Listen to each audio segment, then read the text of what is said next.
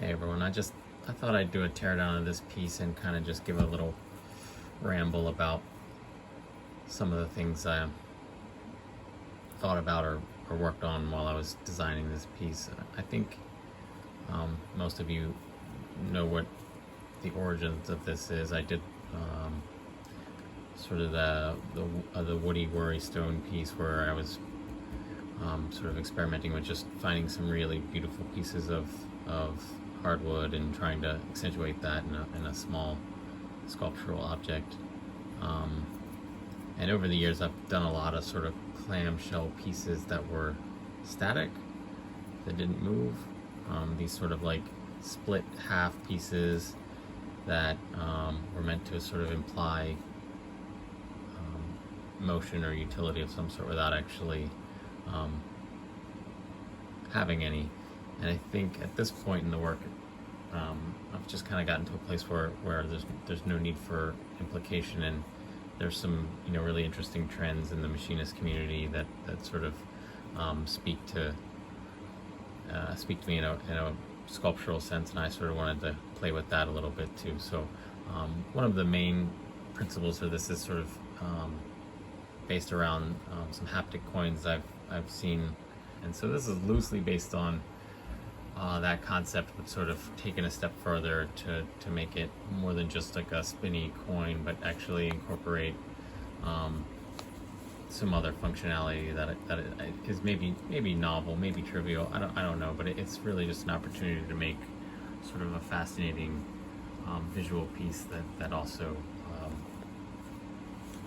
can appeal on a couple of other levels. So for starters, a lot of magnet-based pieces are assembled using glue or magnet, or the magnets are kind of glued in, and this is true for some other spinner type things out there. And first of all, like, my experience has been that if you're going to put a ball bearing in anything or have something be functional, serviceability is kind of key, because the bearings fail and people get things dirty, and you just want to be able to take it apart and clean it out. And so even though that's not much of a sculptural constraint, I think it was sort of a driving motif anyway visually. So this thing is completely able to be disassembled, and doing so is kind of tricky for a number of reasons. First and foremost, getting these little wood covers on there. So the first step is there's two little set screw holes here, which you gauge a little pin in the insert. So I'll loosen both of those. And then step two is there's actually a screw on either side that goes into the wooded insert. So then that screw can come out. And so that's what this clearance is for, so that I can actually access this screw. So that's the insert. So this screw threads into this hole, and then this set screw engages this little threaded screw on that side. And then there's the ball bearing. The ones I'll be using for the run are going to be sealed bearings, but this is the bearing that I ended up having. So I'll pop out the other one. We'll just go from there, and I'll show you the guts of it, and how it works. It'll be relatively straightforward from there. So there's the two inserts. Clearance was a big concern, trying to get a bearing in each side so that these halves can move independent of the center wheel. Didn't leave me a lot of room inside, so I'll show you the next little bit here once I get this in half.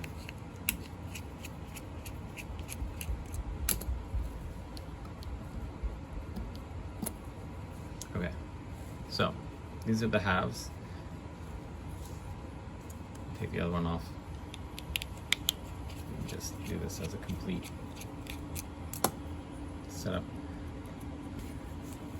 So on each half you have basically 6 magnets around the circumference, and then a 7th magnet here. Now originally the 7th magnet was meant to just sort of help keep that piece in the center position, or in the the home position, as you will, if you wanted to just work a thumb wheel. I found that it doesn't make a huge difference for holding force because they are a little bit far apart.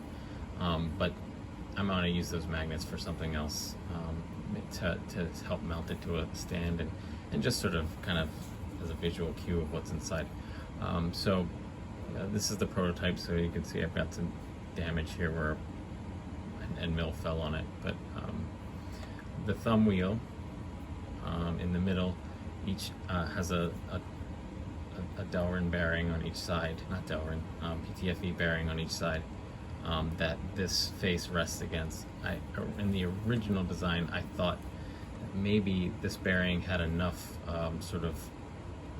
was tight enough that it wouldn't have too much play in it, but I found that if you just relied on the bearing itself, you ended up with a good bit of rocking play, and it just wasn't a nice feel. So this is your axial load, and then this little PTFE bearing just helps create a very, very slight thrust bearing effect and helps keep it stable. That's my air compressor. So this is this video is going to be a little chopped up because I keep thinking of different things to say, and I'm going to kind of insert this at some point. One of the things I mentioned that this is based on haptic coins, and one of the main points of differentiation of where this is distinct, I guess, and different from how a haptic coin would work, is that if you've ever seen one of the haptic coins taken apart, you're going to see a large thrust bearing right in the middle of or around the circumference of the coin, and then you're going to see the magnets sort of clustered on the inside. And the only thing that holds those together is the magnetic force that pulls the halves down together. And for a circular object where the bearing surface is on the outer circumference, there's no leverage points to really lift those two halves apart. So it actually serves really well, much like the MG1 and the MG series. It holds them together nicely. It's a nice balanced setup. One of my earlier experiments played with that. I actually did a lot of iterating in 3D printed material, but one of my early experiments, I played with that. But this, as you can see, this there's no screws holding this together, but this has a big sort of fulcrum point on it, so there's no way to sort of magnetically assemble this without being able to really, like, once this is open, you can really lever on this and it will come right apart. So in order to make this design work with the same principle, I sort of had to kind of rethink the whole thing, and that's sort of where I came to this bearing configuration with just two deep groove ball bearings pocketed into each one, so that these can take a great deal of radial force and even a little bit of thrust force very well, but there's a little bit of slop in these just so that they can be assembled, and so it doesn't give you even if I took these Teflon bearings out and just used the roller bearings by themselves, there's enough play in that axle that you still get a little bit of wiggle, and I didn't like that. So that's what these Teflon bearings are for. They provide just enough thrust force to sort of take up any axial slop. And so once this is all bolted together, you get a nice tight assembly that glides very smoothly and doesn't inhibit the magnets in any way. The other sort of pet peeve I have is that I thought about using a needle bearing in here, but a needle bearing on aluminum just seems not a good idea over the long term. I don't know how well they hold up. In the haptic coins, I assume they do just fine because the only force holding them together is the magnetic force, so that's a pretty light load. But these are going to be sort of on a bearing, but they're also still going to be snug tight. And I just saw a recipe for taking them, like grinding these surfaces down over time. So I think the Teflon bearing is the way to go. This is very similar to what the haptic coins are. You just get a cogging effect for each position as you rotate, as the magnets try and jump from stable position to stable position. I thought, you know, it would be interesting to have a couple more positions, but I sort of found that once you start adding more magnets, you really are increasing the amount of attractive force exponentially. So from 6 magnets to say 10 or 8, and I just couldn't get a good feel out of it without using some very small magnets. And I wanted this thing to sort of be able to be assembled with screws and fasteners. So all of these are, you know, threaded in, not glued in, and then of course the inserts come off, and then the bearings. This is kind of a loose fit for this bearing, but the fit for the final bearings is a nice snug fit, but it's not a press fit, because again I wanted you to kind of be able to pop them out. So what you end up with is bearing drops in, but then you can lock it down.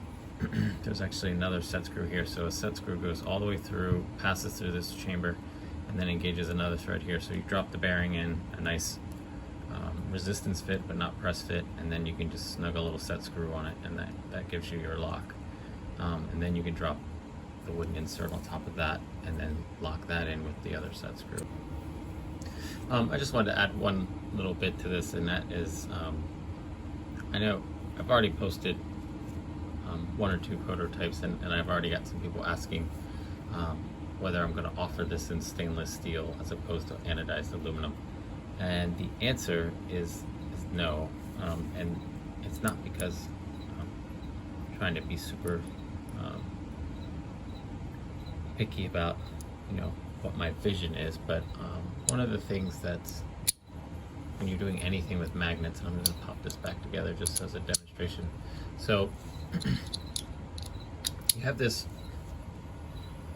object that has, you know, that's using this magnetic ratcheting mechanism, and when this thing is cogging from position to position, the weight of these elements actually plays into the haptic sensation.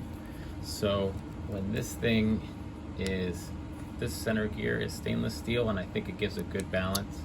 I'm going to be offering this in stainless. The gear in the center will be stainless wheel gear, stainless and brass and aluminum. I actually like the feel when these are all 3 aluminum best, because you get a much more responsive jump.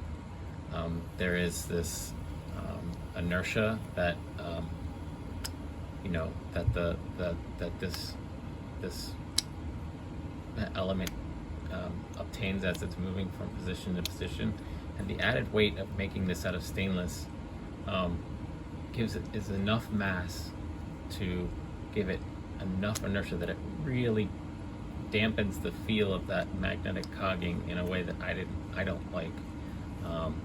And so when this is all aluminum, I feel like it's a much more responsive object. With this centerpiece in stainless or brass, it's a little heavier, but this is a small enough element that it doesn't seem to be a negative impact, in my opinion.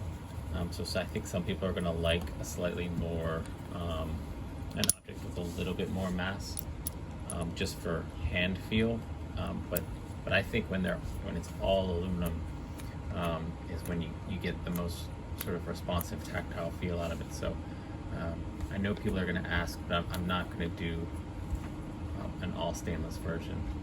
Someone else commented that this should be smaller, and my thought on that, and I just thought I'd share that, is that, you know, I tried to 3D print a smaller one, or something that would be more streamlined in your pocket. This is one of the ones that was just held together by magnets. And what I found is, as soon as you start playing with this thing, the smaller ones, they just fly out of your hand. They're just too hard to hold, and you're going to drop this beautiful object on the floor and chip it and be very sad. And I'm going to be very sad too. So I actually, from what my experimentation, this is the right size for this object. It's big, but it fits in your hand good. You can manipulate it well, but it's got enough thickness and body to it that you can fool with it and keep a handle on it without just having it fumble out of your hands onto the floor. So I won't be making this smaller. This is definitely the right size for this to just keep it safe. But in the event that you do drop it, I mean, it is sort of meant to be an object that you handle, and so inevitably it's gonna get some wear of some kind or another. So dropping it is part of that, but do try my best to sort of mitigate any foreseeable problems. So that's where I'm at with that. I think this is the right size for this object. I think it's a really interesting sculptural piece. So again, sorry for all the edits. I know this is going to be a little chopped up, but I keep thinking of things I want to say. So